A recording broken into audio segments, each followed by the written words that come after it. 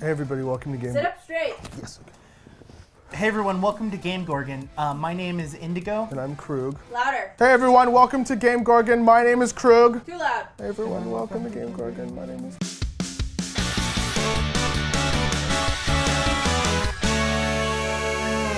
Hey everyone, welcome to GameGorgon. My name's Indigo. I'm Krug. And today we're going to be talking about the latest Unearthed Arcana for Dungeons & Dragons, the 5th edition. This Unearthed Arcana is a little bit different from previous ones. We're actually only getting one thing, which is different. Normally they come out in groups of 3, or it's one like game mechanic, something expansive. But like this travel.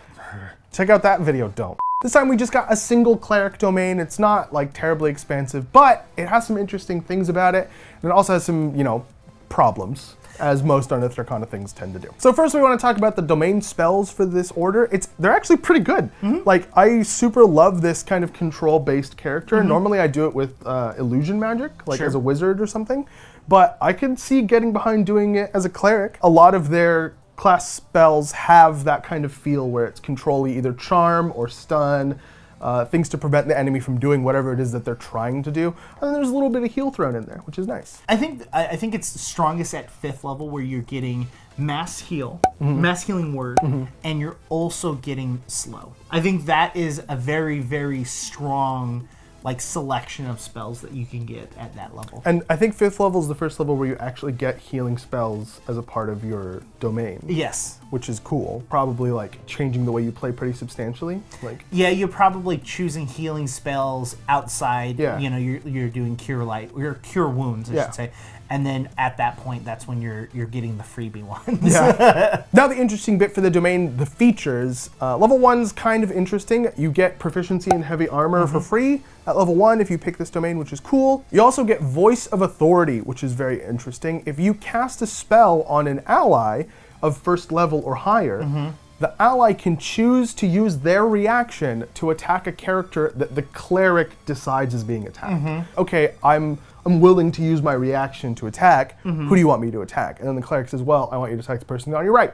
And then they get to do that for free, which is cool. That's very good for melee characters because they're in combat. You heal them and be like, okay, use your reaction, and then just get rid of that threat that's right there. In front of you. Exactly. I think that's the ideal situation. Of course, is you're the mage and you're in the back. You're not gonna really do. And that's actually a good distinction. If you're using a spell that targets multiple allies, your allies get to choose who's using their reaction. Sure. So there isn't any specific delimitator, right? It's not like the highest health or lowest health or whatever. At 2nd level, you get your Channel Divinity ability, which is Order's Demand, which anyone that's within 30 feet of you that can either see or hear you has to make a Wisdom saving throw, and if they fail, they become charmed by you, and then you, as the caster, can then choose of those enemies that fall prone. Which is super useful that you get to choose the ones that fall prone. Because it's not just all of them. So it's the person that's really far away, that's 30 feet away from you, that's a ranged character, falls to the ground. Well, crap, everyone now has disadvantage. Yeah. So giving them disadvantage on attacks against them would be kind of silly, right? So just being able to say, everybody within melee range of my fighters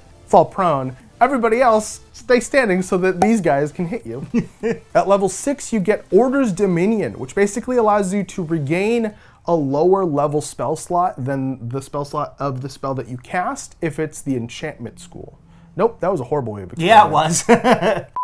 When you cast a spell from the enchantment school of magic that uses a slot of 2nd level or higher, you can regain a spell slot that is a level lower than the spell you just cast. I mean, it's the same thing that the divination wizard would get with theirs, where it's whenever they cast a spell, it would be 1 lower than what they have. I think that's a really great way to really kind of play around your class, and kind of focuses you to get spells of your domain. Yeah. Or of a specific domain to really utilize your abilities. Well, even on a more fundamental level, I think it's working away from limiting spellcasters by just numbers, right? By just saying you can only cast spells this many times. Oh, and then you're useless. Enjoy yourself. That's a really boring way of reining in the power of a character, in my opinion. So I think maybe this is working towards being a little more free, a little more loose with how many spells a caster is allowed to cast, but then trying to keep them in line using other means.